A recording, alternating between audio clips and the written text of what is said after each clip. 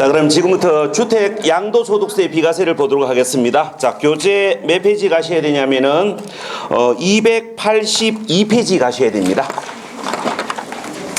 자, 교재 282페이지 자고 읽어보고 좀 설명을 드리겠습니다. 자, 교재 282페이지 그 갈로 2번에 보시면 우리가 1세대 1주택의 범위 해가지고 1항 보시면 이렇게 적어놨어요.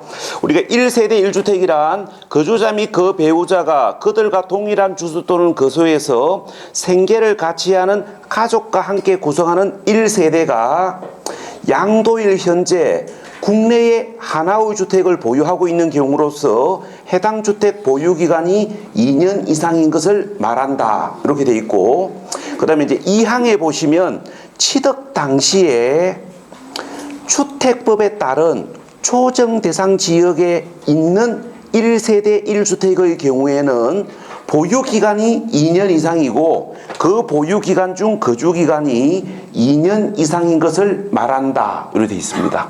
자, 그러면 금방 읽어본 이야기의 내용은 어떤 의도냐면은 이런 의도예요. 우리가 이제 1세대가 하나의 주택을 양도를 했을 때 우리가 양도소득세를 무조건적으로 비과세 받을 수 있는 건 아니고 그러니까 주택 비과세 요건을 충족해야만 주택과 그 부수 토지의 양도소득에 대하여 비과세 가능합니다. 자, 그러면 주택 양도소득세 비과세와 관련해 가지고 첫 번째 보셔야 될 거, 주택을 팔았을 때 비과세 받을 수 있는 요건이 어떻게 되는지를 정리하셔야 됩니다. 그러니까 금방 여러분들 교재, 그러니까 조금 전에 여러분들 교재 282페이지에서 읽어본 이야기가 주택 비과세 요건이에요. 자, 그러면 뭐 교재 보시는 분들은 교재 282페이지 보시면 되고, 혹시 프린트 보실 분들은 오늘 받은 프린트 1페이지 보시면 됩니다. 자, 그럼 이제 지금부터 주택 비과세 요건을 설명을 해 보겠습니다. 우리가 주택을 팔았을 때 비과세를 받으려면은 1세대에 해당하는 자가 국내에 소재하는 하나의 주택을 양도일 현재 2년 이상 보유, 양도 시 비과세 가능합니다.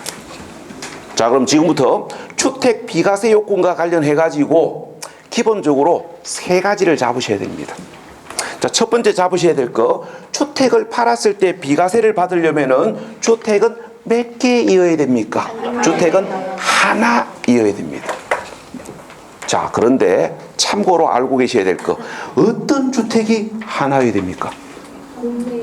주택이 하나이어야 비과세 받는데 어떤 주택이 1세대에 해당하는 자가 국내에 소재하는 주택이 하나일 때, 우리가 이제 기본적으로 아셔야 될 거, 1세대에 해당하는 자가 하나의 주택을 보유해야 됩니다.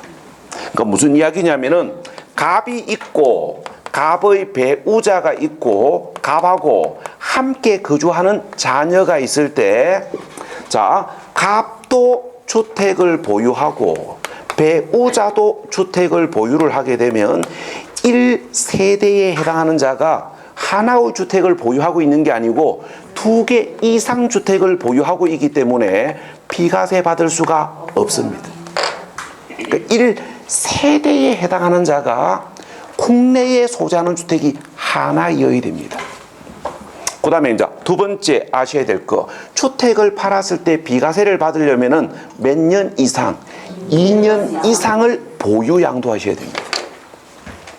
그럼 여기서 이제 우리가 이제 하나 보충 설명을 하면, 이때 1주택 2년 이상 보유는 언제 양도일 현재, 그러니까 양도하는 날 현재 1주택이면 됩니다. 그러니까 어제까지 주택이 5개였는데 어제 4개 팔고 오늘 하나 팔면 양도하는 날 현재 하나 아닙니까? 비과세 대상이에요. 양도하는 날, 그러니까 양도하는 날 현재가 기준이에요. 자, 그다음에 세 번째 알고 계셔야 될 거. 당해 주택의 거주한 기간은 몇 년 이상이어야 합니까? 자, 요게 이제 시험에 나오면 여러분들은 확인하셔야 될 게 있습니다. 뭐를 확인하셔야 되냐면은 이걸 확인하셔야 돼요. 우리가 취득할 당시 일반 지역에 소재하는 주택인지 취득할 당시 조정 대상 지역에 소재하는 주택인지를 확인하셔야 됩니다. 그러니까 취득할 당시 일반 지역에 소재하는 주택으로 양도일 현재 2년 이상을 보유 양도했다면 거주 기간에 관계없이 비과세 받습니다. 자, 그런데 취득할 당시 조정 대상 지역에 소재하는 주택인 경우에는 2년 이상을 보유하고 and 보유 기간 중 거주 기간이 2년 이상이어야만 비과세 받습니다. 그래서 구분하셔야 될 거. 우리가 취득할 당시 일반 지역에 소재하는 주택이냐, 취득할 당시 조정 대상 지역에 소재하는 주택이냐에 따라 비과세 받을 수 있는 거주 기간이 다르다. 그런데 여기서 이제 특이한 건 언제가 기준입니까? 취득할 당시가 기준이에요. 조금 전에 봤던 1주택 보유기간하고는 뭡니까? 기준이 달라요. 우리가 1주택 보유기간은 양도일이 기준이에요. 자, 그런데 조정 대상 지역은 양도일이 기준이 아니고 취득 당시가 기준입니다. 그러니까 양도 당시가 기준이 아니고 취득 당시가 기준이에요. 그래서 그러니까 이 조정 대상 지역에 소재하는 주택을 양도하면 보유 기간 중 거주 기간이 2년 이상이어야 비과세 받을 수 있는데, 이때 조정 대상 지역은 양도 당시를 기준으로 하는 게 아니고 취득 당시가 기준입니다. 그래서 취득할 당시 일반 지역에 소재하는 주택, 그러니까 취득할 당시 일반 지역에 소재하는 주택을 취득한 경우에는 양도 당시 조정 대상 지역으로 지정이 되더라도 거주 기간에 관계없이 비과세 받습니다. 자, 그런데 취득할 당시 조정 대상 지역에 소재하는 주택을 양도하면 양도할 당시 조정 대상 지역에서 해제가 되더라도 2년 거주해야 비과세 받습니다. 조정 대상 지역 거주 기간 2년은 양도 당시를 기준으로 하는 게 아니고 취득 당시가 기준이에요. 그래서 이렇게 되는 거예요. 그래서 이게 뭡니까? 그래서 이게 우리가 이제 어떤 기준들마다 기준 시점이 다 달라요. 그래서 우스갯소리로 뭐라고 이야기하냐면은 세무공무원도 자기 집 팔 때 비과세 받을 수 있는지 없는지 자신이 없답니다. 왜? 어떨 때는 뭡니까? 양도일이 기준이고 어떨 때는 취득 당시가 기준이고. 그리고 또 현 정부가 출범하면서 부동산 대책을 17번인가 대책을 발표했습니다. 그래서 세무공무도 뭡니까? 자기 집 팔 때 비과세 되는지 안 되는지 잘 몰라요. 하도 대책을 많이 발표하다 보니까 공무원 자기도 헷갈리는 거예요. 거주 기간은 뭐로 기준합니까? 거주 기간은 우리가 그 주민등록상 전입일로부터 전출일까지가 거주 기간입니다. 자, 그 다음에 자, 이렇게 해가지고 주택 비과세 요건에서 보셔야 될 기본 개념 설명은 끝났습니다. 그러니까 주택 비과세 요건에서 여러분들이 아셔야 될 기본적 이야기는 세 가지예요. 우리가 1주택 요건을 알고 계셔야 되고, 보유기간 요건을 알고 계셔야 되고, 거주기간 요건을 알고 계셔야 됩니다. 여기까지는 기본적으로 아셔야 돼요. 그러니까 여기까지는 이제 기본적으로 알고 계셔야 되고, 여기다가 이제 제가 이제 어떤 이야기를 하나 추가를 할 겁니다. 추가를 할 건데, 이 추가되는 이 이야기는 아직까지 정답으로 물어본 적이 없습니다. 그래서 설명 들어보시고 부담스럽지 않다면 참고하시는 거고, 너무 많이 부담스러우시면 개인적 공부를 따로 할 필요는 없습니다. 아직까지 정답으로 물어본 적은 없으니까. 자, 지금부터 이제 1세대 관련 이야기를 보셔야 되는데, 여기 공간이 좁기 때문에 여기다가 좀 필기를 좀 하겠습니다.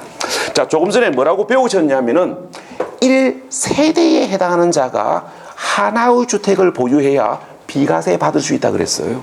그래서 이제 여러분들은 1세대 범위가 어떻게 되는지를 알고 있어야 우리 집 할 때, 중개업 할 때 이 주택이 비과세 대상인지 아닌지를 명확하게 판단할 수 있습니다. 그래서 이제 1세대 범위를 참고하셔야 되는데, 자, 교재 286페이지입니다. 286페이지. 자, 읽어보고 설명을 드립니다. 자, 286페이지. 자, 읽어볼게요. 우리가 1세대란 거주자 및 그 배우자가, 자, 둘째 줄, 그들과 같은 주소 또는 거소에서 생계를 같이 하는 가족, 생계를 같이 하는 자, 그 다음에 넷째 줄 끝부분에 와 함께 구성하는 가족 단위를 말한다. 자, 다시 읽어보면 우리가 1세대란 거주자 및 그 배우자가, 둘째 줄, 그들과 같은 주소 또는 거소에서 생계를 같이 하는 자, 그 다음에 넷째 줄 끝부분에 와 함께 구성하는 가족 단위를 말한다. 자, 예를 들어서 이야기해 볼게요. 자, 말로 하면 값이 떨어지니까 예를 하나 덜어 놔놓고 이야기합시다.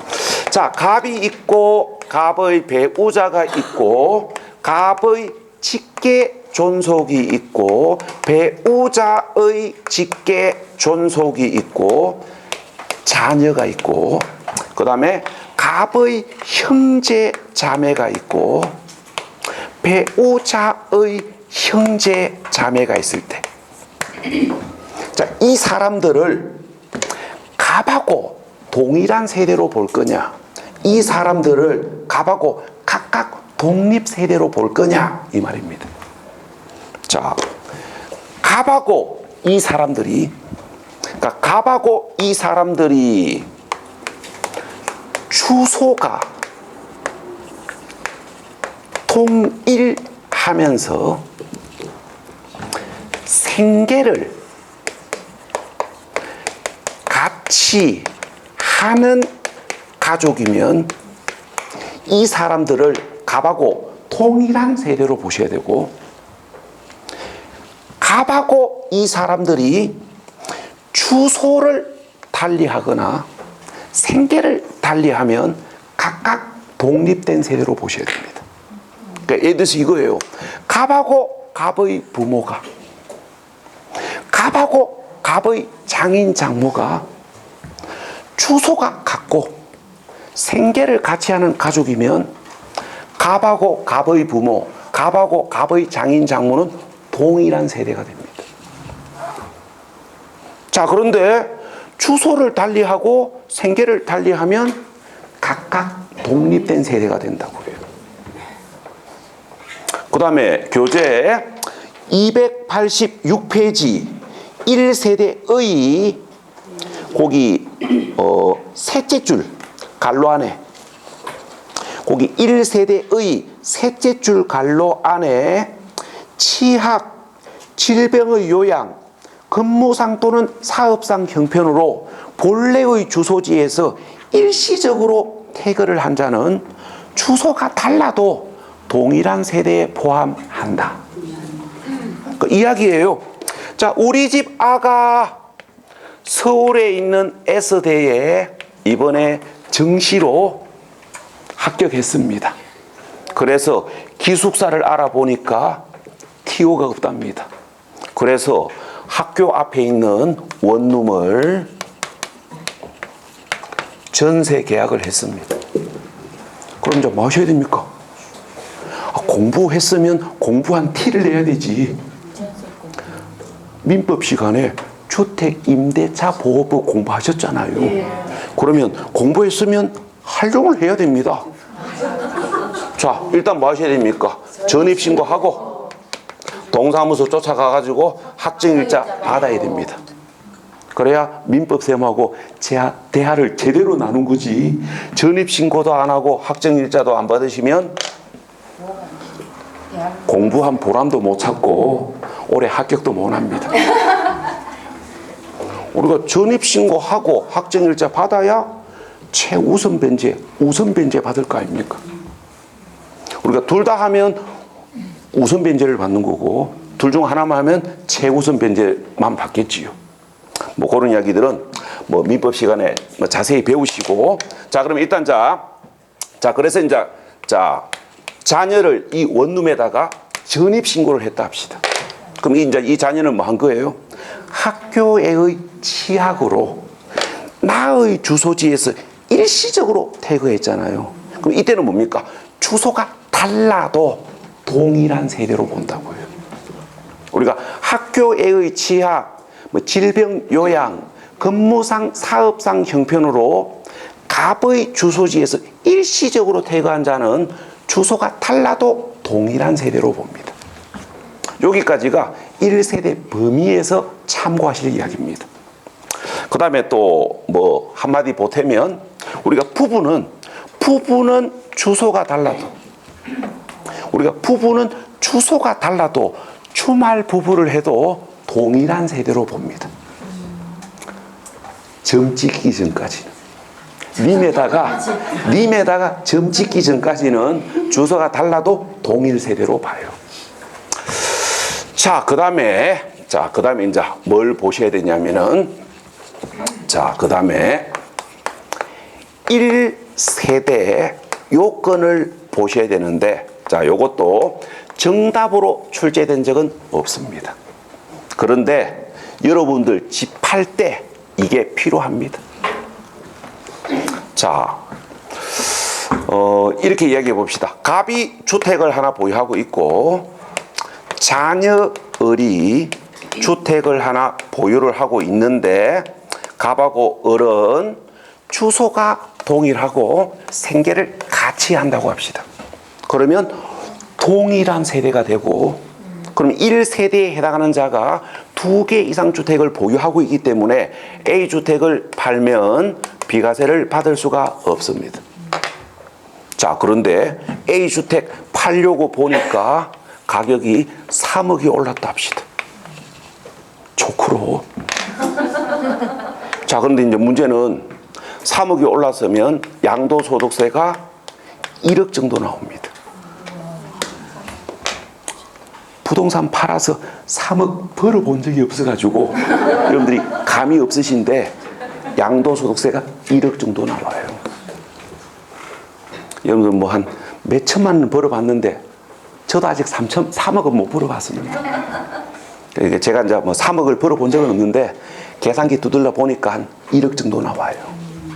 그러면 내가 아무리 3억을 벌었다 할지라도 세금 1억 내려고 하니까 아까워 죽겠지요. 네. 피 같은 돈인데 뭐 피 같은 돈입니까? 운이 좋아서 벌 거지. 이건 피 같은 돈은 아니에요, 그죠? 내가 몸뚱아리로 번 게 피 같은 돈이지. 이거는 불로소득 아닙니까? 이름하여 운 좋아서 번 거지. 이거 피같이 번 돈은 아닙니다. 하여튼 자, 어떤 간에 그래도 뭡니까? 낼락하에 아까워 죽겠습니다. 그래서 이제 뭡니까? 비과세 받으려고 잔머리를 한번 굴려봅니다. 어떻게 하냐면 집 팔기 하루 전에 동사무소 가가지고 자녀하고 주민등록상 세대 분리를 하고 자녀를 주민등록상 세대주로 만듭니다.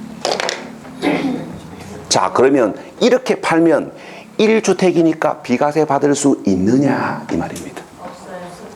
있으면 제가 설명 안 하겠지요. 법이 그렇게 만만하지 않습니다. 왜? 갑이 와 하루 전날 세대 분리했는지 다 알고 있습니다. 왜? 비과세 받으려고. 그래서 주민등록상 세대 분리만 가지고는 자녀를 독립세대로 인정 안 해줍니다. 왜? 이렇게 악용하시는 분들이 계시니까.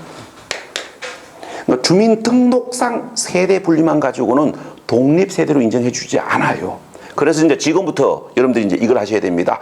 자녀을이 갑하고 독립세대로 인정받기 위한 요건을 보셔야 되는데 그걸 어려운 말로 1세대 요건이라고 그래요. 그러니까 자녀을이 갑하고 독립세대로 인정받기 위한 요건이 뭡니까? 1세대 요건입니다. 우리가 자, 요 이야기가 여러분들 교재 286페이지 갈로 2번입니다. 286페이지 갈로 2번. 자, 읽어볼게요. 다음 어느 하나에 해당되면 배우자가 없어도 독립된 세대로 본다.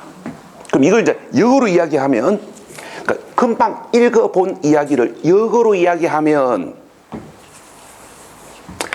배우자가 있는 그 주자이어야만 독립세대로 보는 것이 원칙이다 이 말이에요. 그러니까 이거예요. 자녀을이 배우자가 있는 거주자일 때 자녀을을 갑하고 독립된 세대로 보는 것이 원칙이다 이 말입니다. 말이 좀 어려운데 쉽게 말하면 뭐 하면서?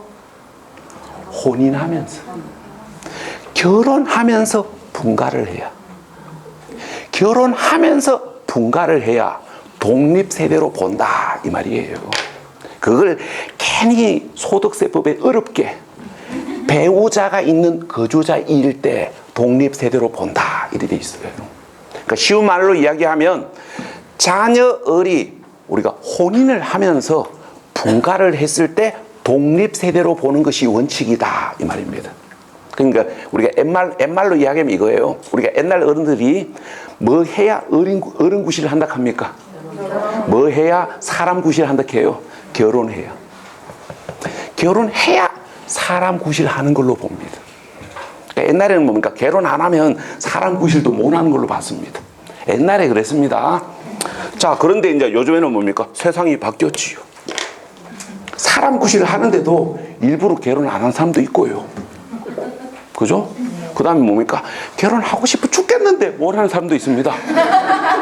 결혼하고 싶어서 죽겠어. 결혼하고 싶어서 베트남도 갔다 오고 필리핀도 갔다 왔는데 결혼 못 하는 사람도 있잖아요. 그 사람은 우야라고. 하고 싶어도 못 했는데. 그래서 요게 이제 추가 설명이 붙어요. 이러한 사유에 해당이 되면 배우자가 없어도 독립된 세대로 인정합니다. 여러분들 교재 보시면 세 가지가 있습니다. 첫 번째, 자녀을이 30세 이상이거나, 그다음에 이제 말이 좀 어려운데 거기 3항에 기준 중위소득의 40% 이상으로서, 그러니까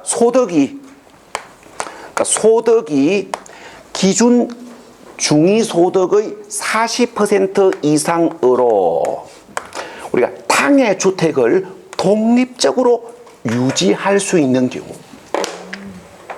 그러니까 소득이 중위소득 40% 이상으로서 당해 주택을 독립적으로 유지할 수 있는 경우, 그러니까 무슨 말이냐면 이 말이에요. 이 비주택을 자녀을이 부모로부터 도움을 받지 않고 독립적으로 유지할 수 있어야 됩니다. 그러니까 예를 들어서 이야기예요. 자, 자녀을이 이 주택을 병에게 월세를 주고 한 달 월 80만 원을 받고 있는데 이 B주택에 은행 대출이 설정되어 있는데 한 달 갚아야 될 원리금이 100만 원이다. 그러면 이거 독립적으로 유지하는 거 아니지요? 월세 받아가지고 대출 갚기도 부족하잖아요.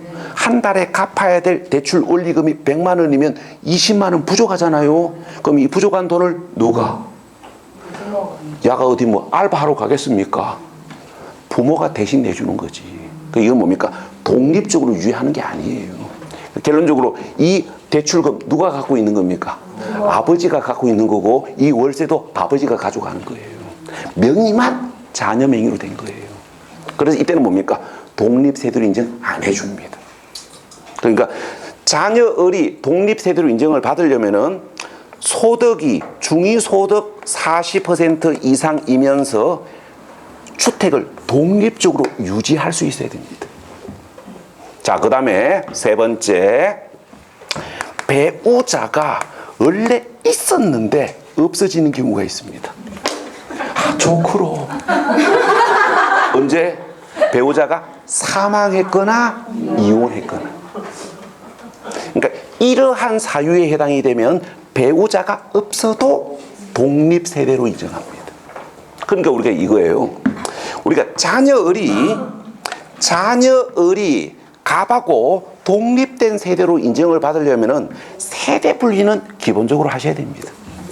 그러니까 세대 분리는 기본적으로 한 상태에서 자녀을이 여기에 해당되거나 여기에 해당되거나 여기에 해당되거나 여기에 해당되거나 네 가지 경우 중 어느 하나에 해당되어야 자녀을을 갑하고 독립세대로 인정하는 것이지, 세대 분리했는데 자녀을이 네 가지 경우 중 어느 하나에도 해당 안 되면 독립세대로 인정 안 한다고요. 결혼도 안 했고 30세 이상도 아니고 소득도 없고 혼인한 적도 없고 이 상태에서 세대 분리하면 자녀를 독립세대로 인정 안 한다고요.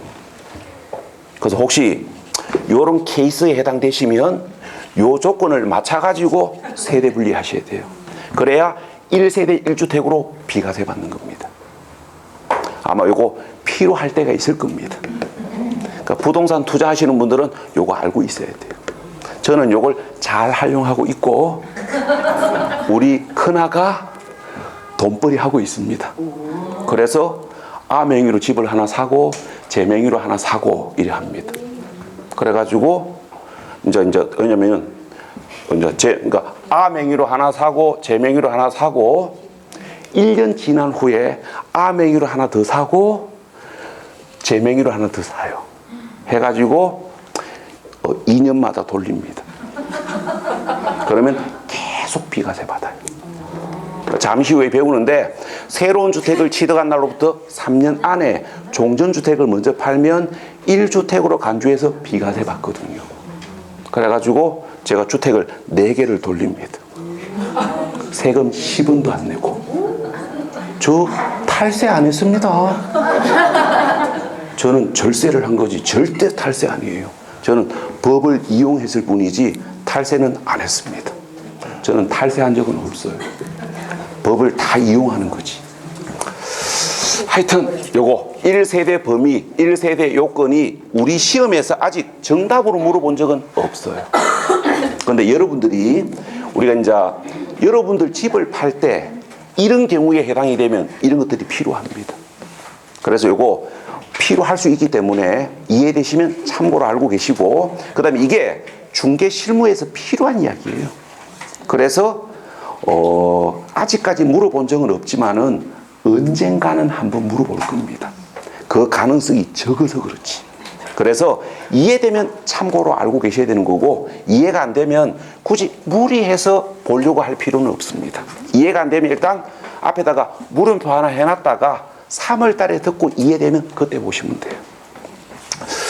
자, 이렇게 해가지고 주택 비과세 요건 관련 이야기는 설명이 끝났습니다. 자, 그 다음에 이제 교재 몇 페이지 가시냐면은 285페이지.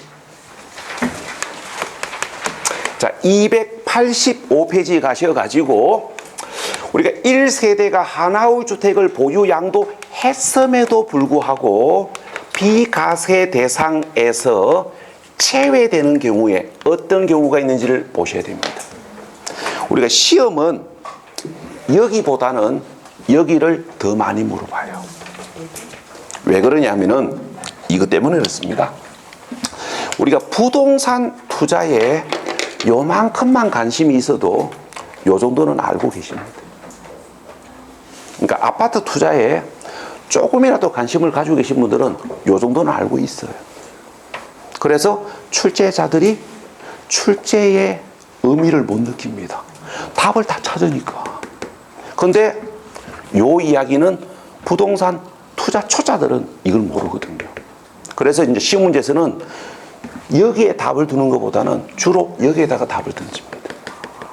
자, 그래서 이제 지금부터 이걸 정리를 잘 하셔야 되는데, 자, 교재 보실 분들은 교재 285페이지를 보시면 되고, 프린트 보실 분들은 오늘 받은 프린트 2페이지 보시면 됩니다.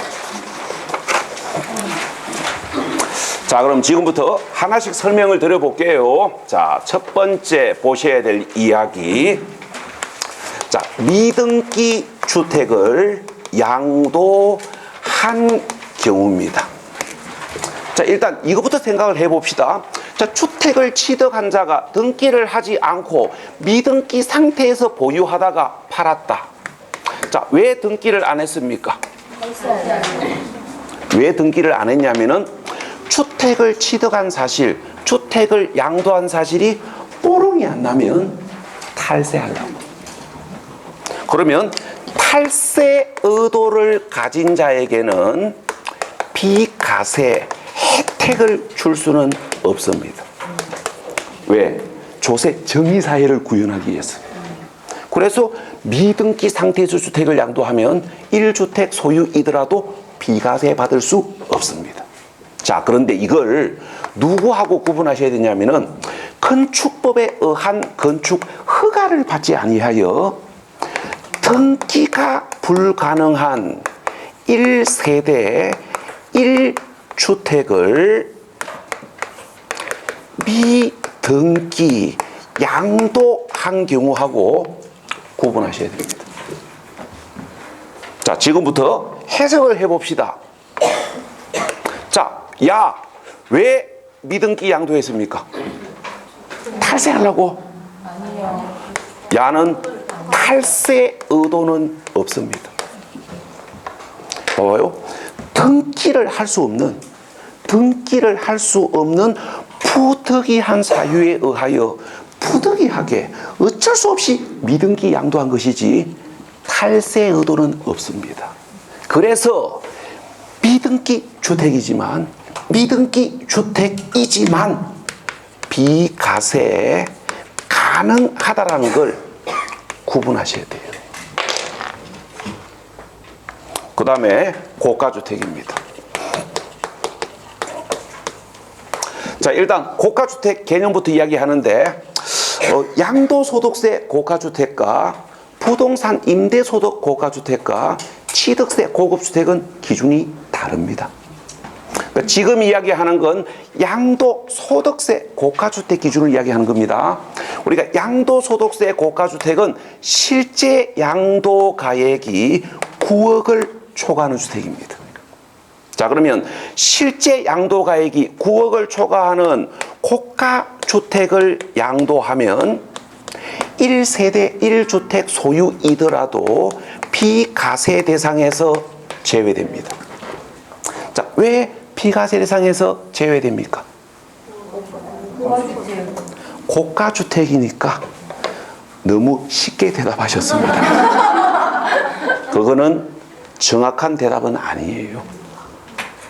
고가주택은 왜 비과세 대상에서 제외되냐면은 그 이유는 이렇습니다. 우리 집 팔았을 때 하고 고가주택 팔았을 때 소득 규모가 다르기 때문에. 자, 우리 집 팔면 얼마 남습니까? 적게는 몇천만 원, 많아야 1억. 집 팔아서 4억, 5억 벌어봤습니까? 그러면 벌써 큰 손이 돼 있겠지요. 부동산 업계의 큰 손. 대다수 일반인들의 주택은 보편적으로 몇천만 원, 많이 남아야 1억 남습니다. 자, 근데 고가주택은 기본이 1억이에요. 기본이 1억, 많이 남으면 몇십억이 남습니다. 자, 엄마들만 소유하는 아파트가 있지요. 엄마 아파트. 서울 대치동에 강남에 가면 엄마들만 소유하는 아파트가 있습니다. 엄마 아파트라고.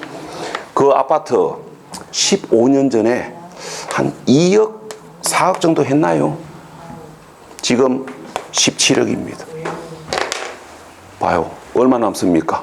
10몇 억이 남습니다. 이게 고가주택이 비과세 대상에서 제외되는 이유입니다.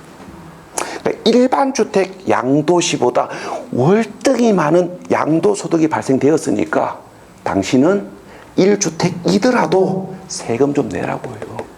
많이 남았으니까. 자, 그런데 주의하셔야 할 게 있습니다. 자, 그렇다고 해서 모두 다 과세되는 건 아니에요. 모두 다 과세되는 건 아니고 양도 가액 중 9억 이내까지는 비과세 가능하고 양도 가액 중 9억 초과 금액만 과세합니다. 그 이유는 일반 주택 양도시의 비과세와 형평을 맞추기 위해서. 자, 봐요. 우리가 갑은 A 아파트를 8억에 사가지고 9억에 팔았습니다. 그런데 을은 같은 아파트를 8억에 사가지고 9억 100만 원에 팔았습니다. 그래서 갑보다 100만 원 더 받았다고 지금 기분이 업돼 있습니다. 100만 원 더 받았다고 기분이 업돼 있는데, 자, 그러면 자, 갑은 고가주택 아니지요? 네. 9억 초과 안 하잖아요. 고가주택 아니기 때문에 양도, 차익, 1억에 대하여 모두 다 비과세 받습니다. 자, 근데 을은 9억 초과하지요. 고가주택 아닙니까? 그러면 고가주택이라는 이유만 가지고 양도, 차익, 1억 100만 원에 대하여 모두 다 과세하면 형평에 안 맞잖아요. 그래서 일반 주택 양도시의 비과세와 형평을 맞추기 위하여 양도 가액 중 9억 이내의 양도 가격으로 인하여 발생된 양도 차익은 비과세 받을 수 있고, 양도 가액 중 9억 초과 금액의 양도 가격으로 인하여 발생된 양도 차익만 과세합니다. 실수하시면 안 되는 거, 모두 다 과세하는 게 아니에요. 모두 다 과세되는 게 아니고 단순하게 이야기합시다. 9억까지는 비과세 받고 9억 초과 금액만, 양도 가액을 기준으로 했을 때. 자, 그 다음에 보셔야 될 거, 자, 일단 읽어보고 좀 설명을 합시다. 자, 교재 285페이지 갈로 2번. 자, 285페이지 갈로 2번. 자, 읽어볼게요. 우리가 매매 계약서상의 거래가액을 실지 거래가액과 다르게 적은 경우에는 피과세 또는 감면받았거나 받을 세액에서 다음의 금액을 뺀다. 자, 금방 읽어본 이야기를 단순 정리하면 이렇습니다. 우리가 매매 계약서상 거래가액과 실제 거래가액을 다르게 적은 경우, 자, 매매 계약서상 거래가액과 실제 거래가액을 다르게 적은 경우, 이걸 우리가 이제 우리가 부정적으로 이야기하면 허위 계약서를 작성한 경우, 그러니까 부정적으로 이야기하면 허위 계약서를 작성한 경우, 말 바꾸면 이중 계약서를 작성한 경우, 그 다음에 이제 이걸 실무적으로 이야기하면 따온 계약서를 작성하거나 업 계약서를 작성한 사실이 뽀록 났을 때, 그러니까 따온 계약서 또는 업 계약서 작성 사실이 노출된 경우. 자, 그럼 따져봅시다. 와, 다르게 적었습니까? 왜 다운 계약서 작성했습니까? 좋게 이야기하면 세금 적게 내려고, 나쁘게 이야기하면 탈세하려고. 그래서 탈세 의도를 가진 자에게는 비과세 혜택을 줄 수는 없습니다. 그래서 비과세 대상에서 제외됩니다. 자, 그런데 모두 다 비과세 대상에서 제외되는 건 아니고 허위 신고한 금액만큼 제외됩니다. 그러니까 5천만 원 다운했다면 5천만 원만큼, 1,000만 원 다운했으면 1,000만 원만큼. 자, 그 이야기를 좀 어렵게 설명하면 이렇게 됩니다. 어렵게 설명하면 비과세 규정을 적용하지 아니했을 때의 산출세액과 매매 계약서상 거래가액과 실제 거래가액의 차액 중에서 매매 계약서상 거래가액과 실제 거래가액의 차액 중에서 둘 중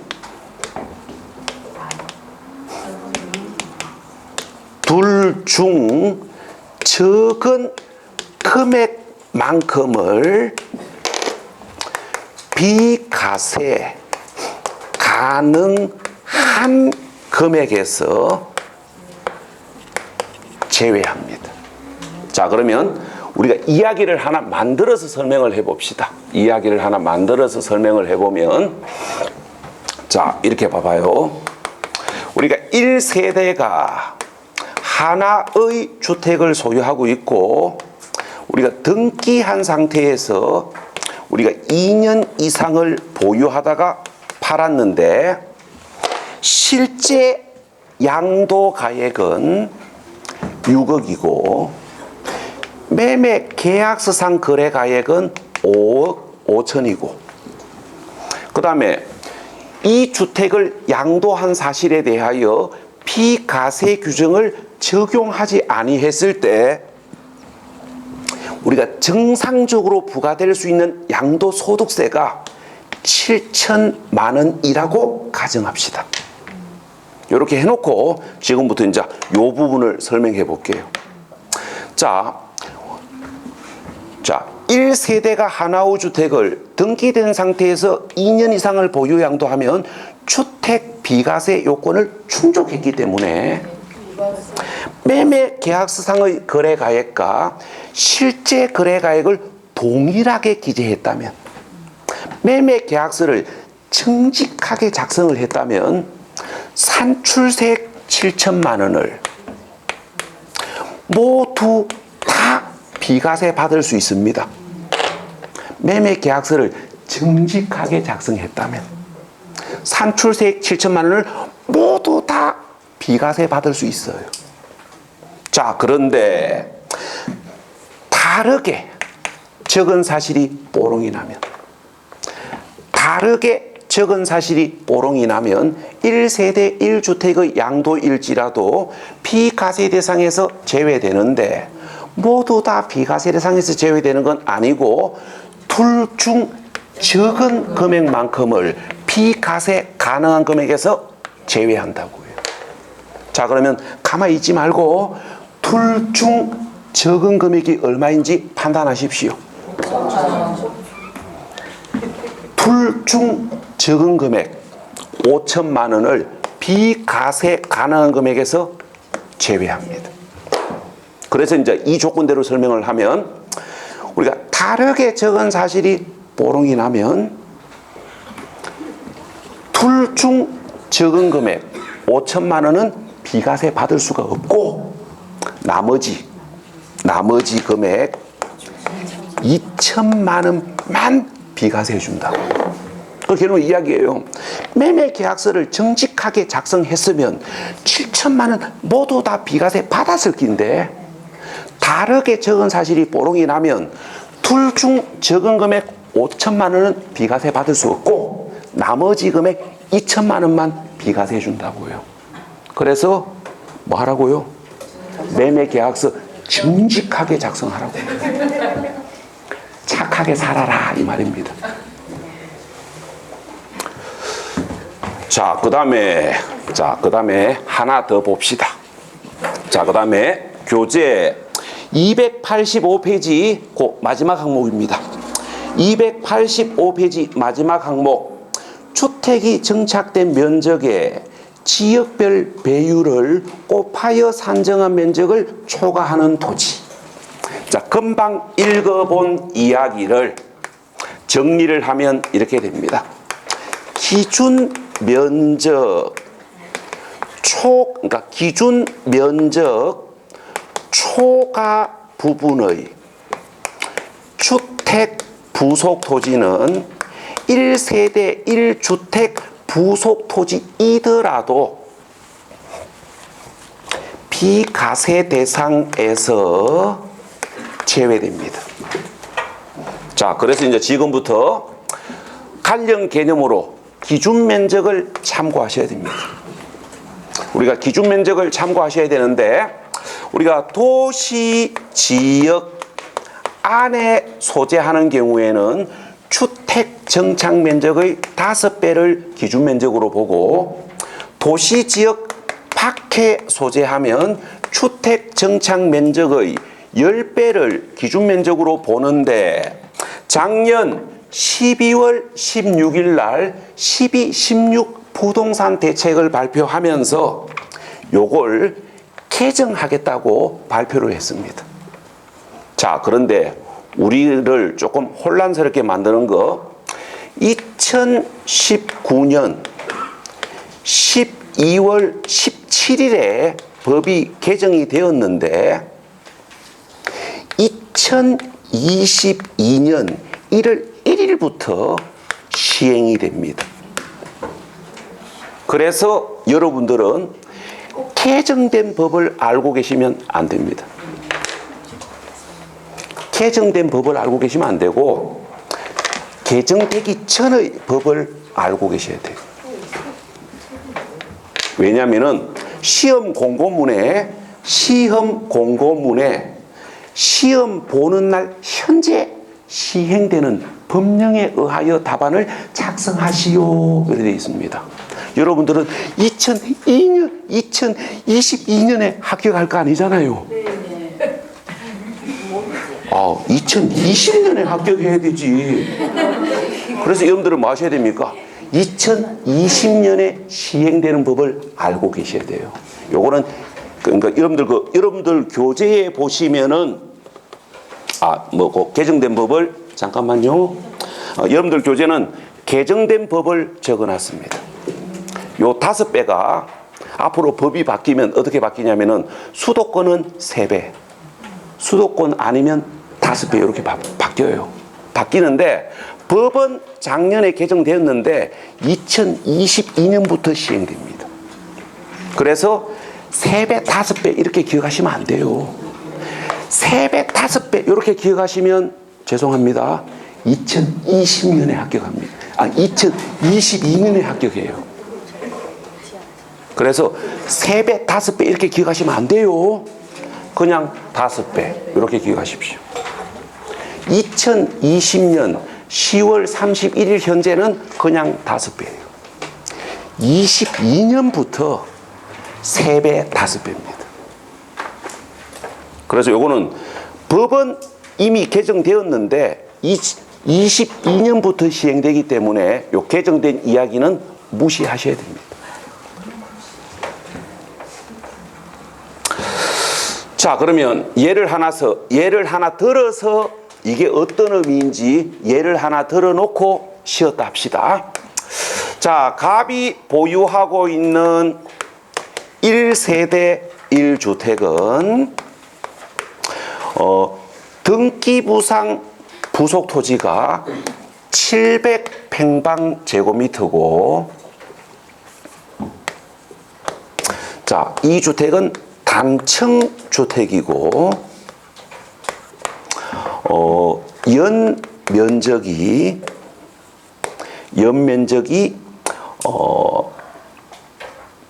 80평방제곱미터고, 이 주택은 지금 현재 도시, 지역 안에 소재를 하고 있습니다. 자, 이렇게 해놓고, 자, 갑이 이 주택을 2년 이상을 보유하다가 7억에 팔았습니다. 자, 요 조건대로 답해 보십시오. 부속 토지 700평방제곱미터에 대하여 양도소득세를 모두 비과세 받을 수 있다. 이 지문 맞는 지문입니까? 틀린 지문입니까? 요게 우리 시험 27회 때 문제입니다. 여기서 이제 뭐가 딱 판가름이 나냐면은 문제풀이 경험을 충분히 하고 왔느냐, 이론 공부만 하고 왔느냐는 여기서 이제 표가 납니다. 우리가 이론 공부를 열심히 했는데 문제풀이 경험이 충분하지 아니하신 분들은 이렇게 생각해요. 1세대가 하나의 주택을 2년 이상 보유 양도했고 고가주택이 아니니까 모두 비과세 받을 수 있다. 맞닥하고 집에 오십니다. 문제풀이 경험이 부족하신 분들은. 자, 그런데 문제풀이 경험이 충분히 누적되신 분들, 이름하여 많이 당해보신 분들은 틀렸다고 이야기합니다. 자, 여기서 이제 여러분들이 뭐를 놓치시면 안 되냐면은 이 주택 부속 토지가 기준 면적 이내인지 기준 면적을 초과하는지 확인해 보셔야 됩니다. 자, 주택 부속 토지 700평방제곱미터가 기준 면적 이내인지 초과하는지 확인하셔야 됩니다. 자, 기준 면적 이내입니까? 기준 면적을 초과합니까? 자, 도시 지역 안에 소재한다 그랬으니까 기준 면적은 주택 정착 면적의 5배 아닙니까? 그래서 기준 면적은 400평방제곱미터예요. 그래서 주택 부속 토지가 기준 면적을 초과하지요. 주택 부속 토지가 기준 면적을 초과하기 때문에 700평방제곱미터 중 기준 면적 이내인 400평방제곱미터는 비과세 받을 수 있지만 700평방제곱미터 중 기준 면적 초과 부분 300평방제곱미터는 1세대 1주택 부속 토지이더라도 비과세 대상에서 제외됩니다. 아, 그런데 모두 비과세 받을 수 있다. 틀렸잖아요. 이제 문제풀이 경험이에요.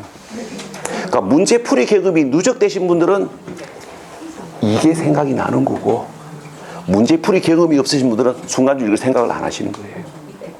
그래서 우리가 세법은 문제풀이 경험이 어느 정도 누적이 되어야 내가 원하는 점수가 나와요. 자, 여기까지가 비과세 대상에서 제외되는 경우로 정리하셔야 될 이야기입니다. 자, 그럼 여기까지 마무리하고 잠시 휴식하셨다가 1주택 특례 보유기간 특례 설명하겠습니다. 자, 쉬었다 할게요.